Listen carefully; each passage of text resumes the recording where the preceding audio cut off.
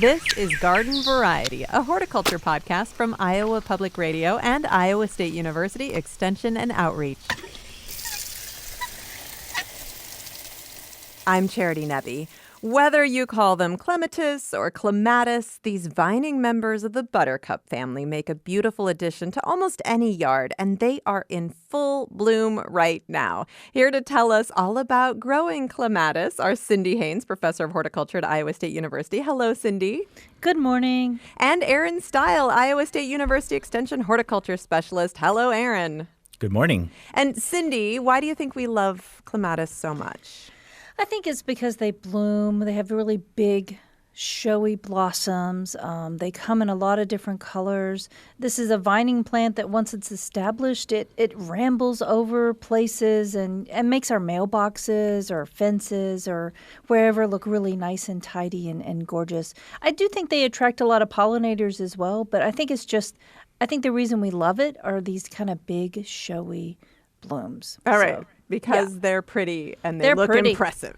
They do. It's as simple as that. So there are, 200 different species, hundreds of varieties. Mm-hmm. But, Aaron, you can break them down kind of into three different categories, right?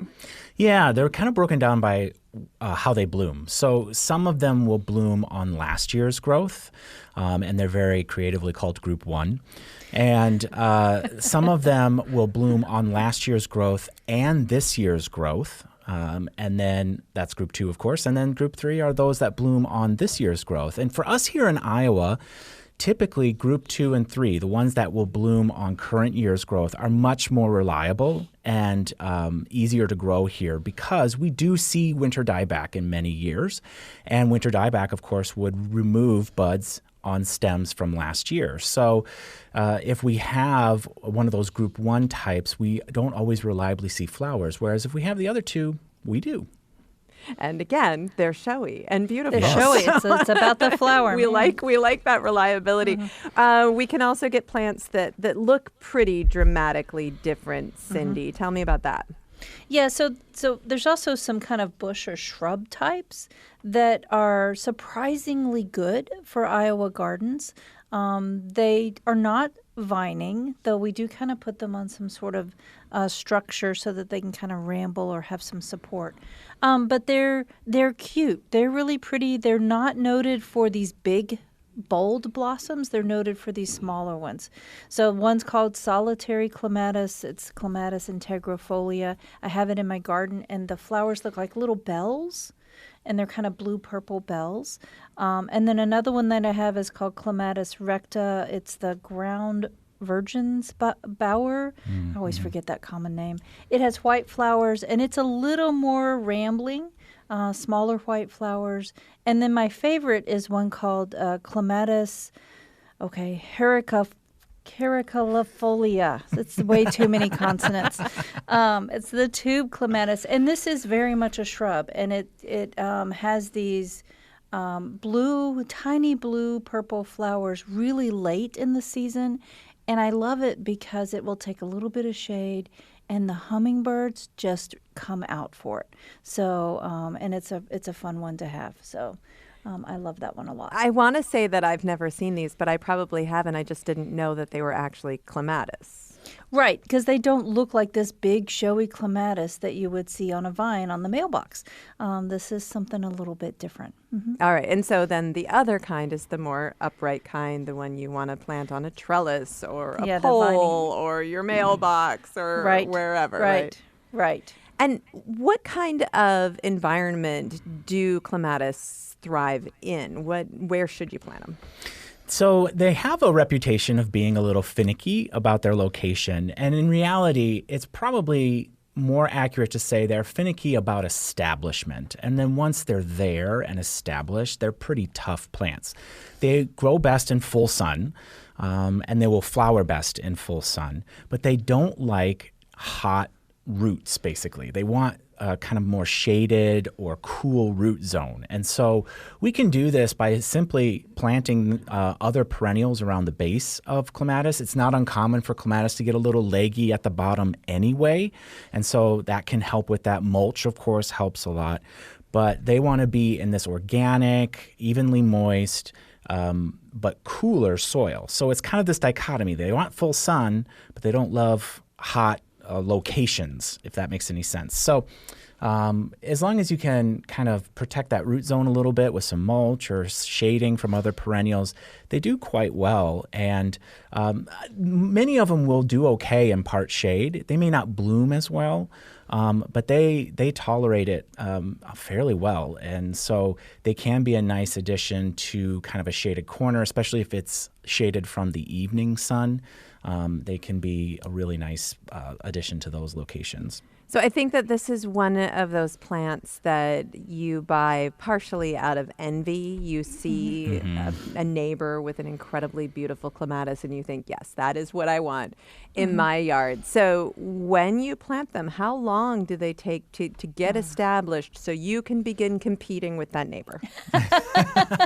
This is where the saying goes, the first year it sleeps, the second year it creeps, the third year it leaps. Yeah. So thank you, Erin, for that. I think that's what it means with clematis. This is one that's going to take a couple of years to really establish well, and it's that third year that you start to see some really nice kind of vigorous growth on it. I think we've also hybridized some of the vining types that we have some that really work well in their second year, but we don't expect much of it the first year. So I think that's the important thing to remember when planting the clematis. If you're doing it for show, it's going to be a couple of years. So just plan ahead. All right, patience. And then, of course, the flowers and the leaves will die back, and it's supposed to last through the winter. Do you have to do anything to try to help make sure it does? Not typically.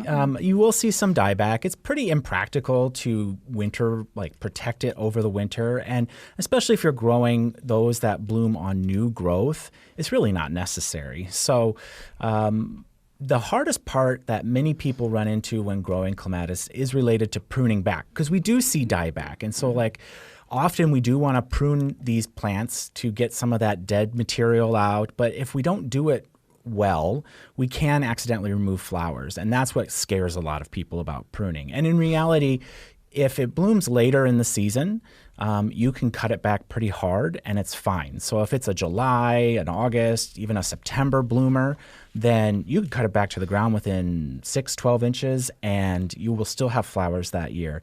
If it blooms very first thing in the season, say mid to late May, it's probably one of those types that blooms on previous year's growth. And in those situations, you're going to want to wait until you see some growth and then kind of pull out anything that you don't like the look of.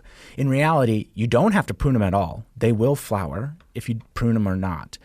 They just get a little untidy. They get a little untidy, a little messy. Yeah, if you're not pruning them. And for some folks, that's not a big deal. And for others, they don't like that. All right. Well, and you're suggesting hand pulling of the dead material to usually be gentle and careful? Yeah, kind of be gentle. And the thing about so usually the most vigorous, largest ones, I think of like sweet autumn clematis, very vigorous plant, are those ones that bloom later on new growth. And so the ones that tend to bloom super early in the season, say mid to late spring, are smaller statured vines anyway. So it's not so overwhelming. Okay. How long do they live? Because again, this is one of those things where you see these giant clematis on people's homes. How long can they last? They can. Some of them can last a really long time. So we moved into our home 20 years ago, and there was a clematis there. It's still there. So 30. The house is 30 years old. So I know it's not older than 30. But it's, so they can live for a really long time. I think there are some that are very temperamental during establishment, and if they don't establish well, they're not going to live as long. But this is one that, is a showy plant that's a really good perennial once it gets established and finds its right place. All right, I need to spend a little time looking at these shrubby clematis, but for people who want to plant one of the vining ones, do you guys have favorite ways that you can plant on a trellis or different applications? I really enjoy, I do like them on kind of rambling on fences and and sometimes many times you do need to kind of coax it onto whatever it is that you're trying to get it to grow on. It grows by twining its leaf petiole around whatever. So it needs something fine enough to kind of wrap its leaf around.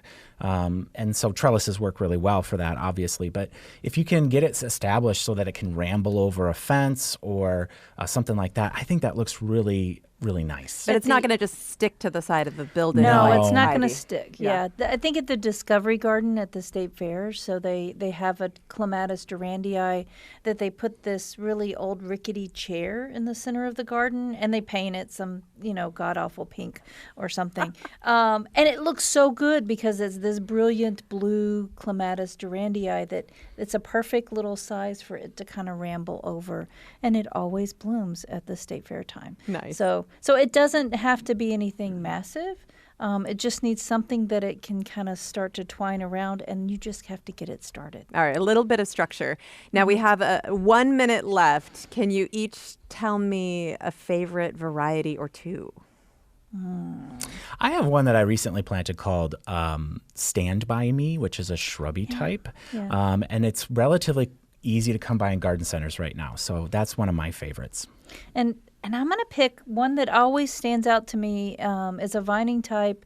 I like Sweet Autumn. I like a lot of the shrubby types too. But Nellie Moser is this kind of pink and dark pink stripe. Well, that's a classic too. It is a really classic one, and I can pick it out in every garden that I go to because it's this kind of bicolor pink. And I Nice. can't believe I just picked a pink flower. I'm it's nice. shocked that you didn't pick a purple, given that there are so many nice purple clematis there are. vines. But Yes, there are. you surprise me all the time, Cindy. That's what I'm here for. Cindy Haynes, professor of horticulture at Iowa State University. Aaron Steil, Iowa State University Extension horticulture specialist. For more gardening information and tips, please subscribe to our Garden Variety newsletter. You can find out more at iowapublicradio.org/garden. I'm Charity Nebbe. Garden Variety is a production of Iowa Public Radio and Iowa State University Extension. It's produced by me, Aaron Steil, Caitlin Troutman, and the Iowa Public Radio talk show team. For more garden goodness, please subscribe to our Garden Variety newsletter. Just go to iowapublicradio.org/garden. I'm Charity Nebbe. See you next time.